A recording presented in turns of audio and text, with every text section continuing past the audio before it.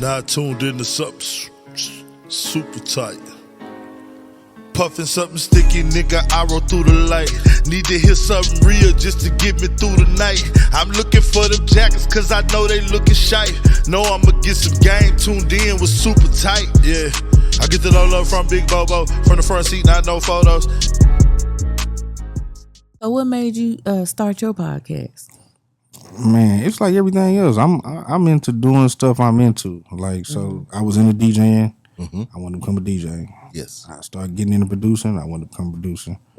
I had a journalist. I graduated from TSU broadcast journalism, so I got a journalism degree and all that shit. Like, my professors was really pushing for me to be like the next Brian Gumble. You know what I'm saying? Oh, wow. And I don't watch the news, but I could have done that, but that just wasn't my interest. I'm telling my professors at the time, like, this is over 10 years ago. You know, I want to do hip hop journalism. This is a blog era, so I'm telling them I want to do hip hop journalism, and all that shit was popping off on the East Coast. So I'm speaking Spanish to them. You know what I'm saying? They like, no, you need to, you know, we gotta. No.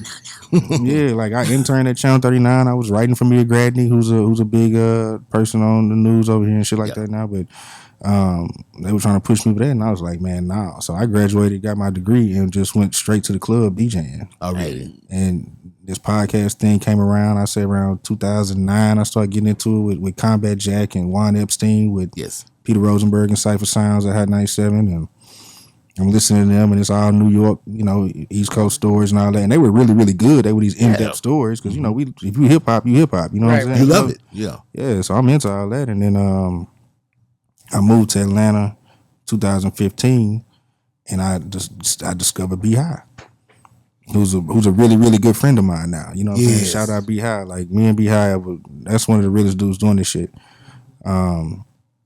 So I discovered B-High, and I'm like, man, B-High is doing what Combat was doing, but this a cat who I can tell who really from the city, who know his city, who telling his city stories. You know what I mean? And from the South. He from the South, you know what I mean? So I moved back to Houston, and I'm like, man, you know what?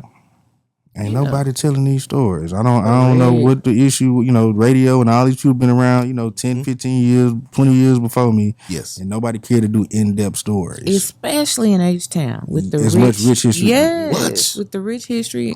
Okay. And so even then, I can tell, just to be completely honest, before that though, my podcast started, it was called What They Talking About. It was me and like 4 or 5 of my homeboys, and it was more Joe Budden style. Well, we might do some music stuff, but I was the only true music guy, and I ain't want to make it about music because everybody had their own lives and shit. So we would talk about a little bit of everything, but Jay Prince ended up coming through when it was What They Talking About. So that's the first person from Houston hip hop I've ever interviewed. Right. Wow. Oh, wow, that's major. And this is into What They Talking About there, and went on, and you know, life went however it went. Everybody went their separate ways. I was like, shit. Well, everybody used to say, man, we know this your baby. You know what I'm saying? Yes. So when life went how it went, I still was like, man, I still want to do this shit. You know what I'm saying? I need somebody to talk to. But I had relationships from being a DJ and a producer, and I just started calling boys up. You know what I'm saying? And it came through. Came through. That's beautiful, man. That's a hell of a story, and that says a lot about you too as a person, because not everybody come through. You ain't lying. It took a while now, you know what I'm saying? I ain't gonna make it seem like everybody just was willingly showed up. It took a while, you know what I'm saying? But thank you for encouraging me by saying that, because we get frustrated. You know what I'm saying? The nights of somebody saying that they're gonna come and they don't show up. You know, the nights you done packed up and went up there, then they call you after you done set up and said, man, listen, I didn't been up. See, y'all got lights and it look like NBC in this motherfucker right now. You know what I'm saying? But we was just trying to be like you. Nah, man, but you know, I feel like I'm on Dateline or some goddamn way. You know what I'm saying? But this shit is really you know, when I was starting out, it was just me. I was doing the audio, I was doing the video. So it would be days I go set my lights up, set my mics up, set my little Mevo camera up. Yeah. Somebody tell me, man, they gonna come, you know what I'm saying? And it'd be, you know, okay, let's say we supposed to start at 7:15, man, I ain't gonna make it. 2 hours. Yeah. Or 7, on the dot. 7:30. Yeah. 8 o'clock, 9 o'clock. No call, no show. 2 hours later. Yeah. You know what I mean? So I done been through all that shit to where, you know, now it's not like that, but like, nah, man, like if that's anybody's story, I would say, like, if this is what you really want to do, keep doing it. Yeah. I mean, you taught us that game. You know, you say be persistent, be consistent, yeah. and do not stop, Bobo. Please, just don't stop and don't take none of this shit personal. That I part. don't. You I can't don't, do man. that. That's Well, it's hard for me sometimes. And I know what you mean. It's hard for me because when you think you have relationships with people and then they fucking don't show up. to be human. I mean, we is to human err. beings, man. To be human is to err. That's what I was just about to say. Like We human beings. That's Yeah, natural. yeah. But the realest shit is hey man, like you can't take none of it personal because a lot of times what somebody else got going on ain't got nothing to do with you. It's real. That's real. And unfortunately, for us, it's you too. You know what I'm saying? It's time. Somebody you could have booked somebody else during that time. I mean, now you have someone else that comes with you, just like us, and it's like, damn, we just wasted our guys' time. Not us as much, but I feel for the people who that you bring along with you. Yeah, for that ride. Yeah, you like, man, these I people feel are for feeling myself too. Yeah, that's real. A lot of times, for real, because a lot of times we done got off work. Y'all about to say, yeah, sometimes she getting off work and she'll be I dead work tired and 12 show hours. up. Yeah, and come up and then you're like, what? You didn't know that you wasn't coming at 6:30 at 5? And see, people don't know, like, we don't leave our shit at the studio. We set up every time. You know what I'm saying? Because, I've had people say, man, leave it up there, man, and just get insurance. No, nigga. Because, I don't want to pay the risk ain't worth the reward. No, and then the time without your tools. You know what I'm saying? I ain't got time for that, bro. What if I, you know what I mean? I want to keep working. I don't want to go through the paperwork. I don't want to go through the process of filing. It's easy for us to just, we've got it down to a science now. Now, this is our first time being mobile. You know what I'm saying? And I noticed you've been mobile quite a bit. I seen you also, and I look forward to doing things like this as well. You help other people with either you film their podcast or I've seen you do stuff like that. Yeah, me and Elliot, we're a production team as well. Wow. So we'll go and we shoot videos, record the audio, put the whole production together. We'll do all that. Yeah. We're gonna edit all this out. They stopping our people from coming. Don't forget the tickets in there. But yeah, anyway, that's so it's just a 2-man team with you, huh?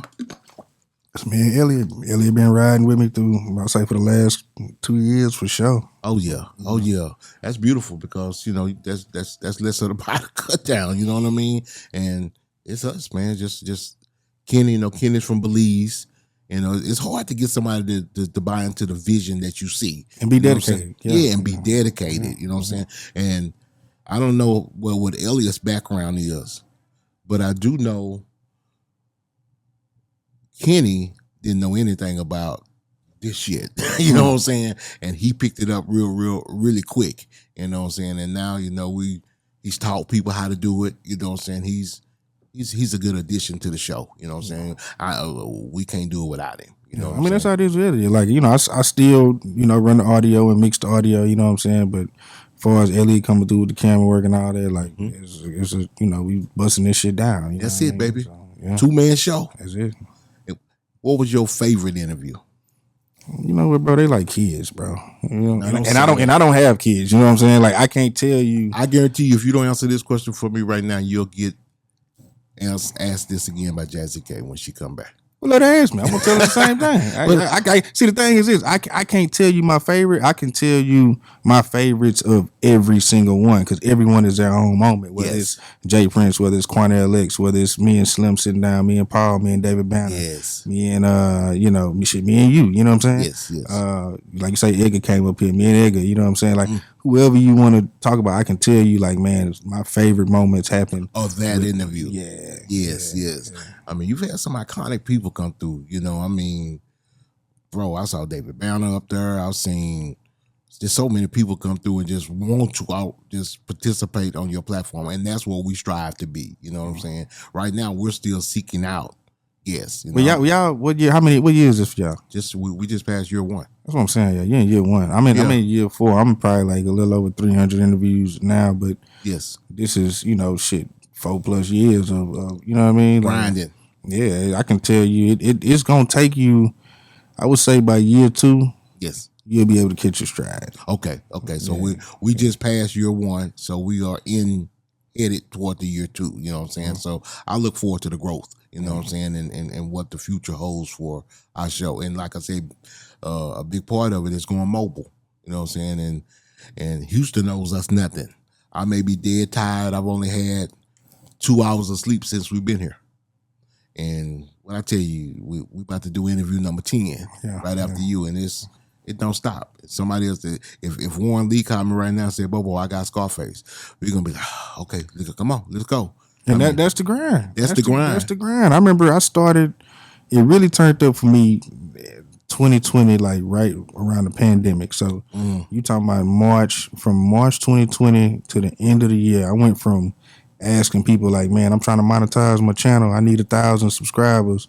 And ended the year with like 14, 15,000. But I also did within that 9-month period about 80, 90 interviews in a 9-month period. So I that's the grind. You know what I mean? I was busting them, 2 or 3 a day, 5 to 7 days a week. You know what I mean? And that's the work you put in that nobody sees. You know what I'm saying? Nobody takes into account.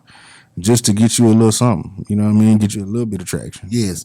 Do you remember, I'm not going to ask you what your favorite interview was. Do you think, tell me when you think the turning point was for you, just, it had to be a moment to where everybody. It was a few, like when I did the Jay Prince one, that got a lot of people on notice, but it still wasn't called the Donnie Houston podcast. And then, like, I remember doing like Kiki and Flip right back to back. But then I remember when I did Zero, that was the first time I might have hit like 100,000, like in like a week and a half or some shit like that. You know what I'm saying? And Zero was somebody who you never heard him do in-depth interviews, and we talked about everything, and that really, I think, kind of turned people on. Oh, for sure. I mean, when you get those ones that are hard to, kind of recluse type of people, and you get to sit down with them, that is special. I think I was Young Bleed so far, right? I Young Bleed because a lot of people hadn't seen him in a long time once, and I'm getting so tired. People hadn't seen him in a long time. You know what I'm saying? Plus, he doesn't do a lot of interviews, period. So it was an excellent interview for us, and then it pushed us. I mean, I got so many subscribers out there. Shout out to my brother Bleed, you know what I'm saying? And looking forward to sitting down with him again. Have you interviewed Bleed? Not yet, but he on my list though, man. Bro. He's on my list. Yeah. He's one of them ones, bro. And he's real positive as well. You know what I'm saying? So he's always been like a real gospel, driven type of brother. Him and his whole clique. So yeah, I'll see if I can shoot him your way, because he said he's always in and out of Houston. Oh, that's a bit, yeah, for sure. Yeah. I didn't talk to C-Lo from over there. I didn't talk to Max Manelli. And I saw your C-Lo interview. C-Lo, Max Manelli, as far as that camp, you know what I mean? But yeah, Young Bleed, man, shit. I play How You Do That damn near every time I DJ. That's one of them songs. That shit gonna go to the end of time. Yes. Classic. Whoa. It's your girl Jazzy K with Super Tight TV. We want to thank everyone that's been watching. Hey, if you do us a favor and hit that subscribe button, also press the notification bell so you can be notified every time we drop a new video. Know I'ma get some game tuned in with Super Tight, yeah. I get the low love from Big Bobo, from the front seat, not no photos.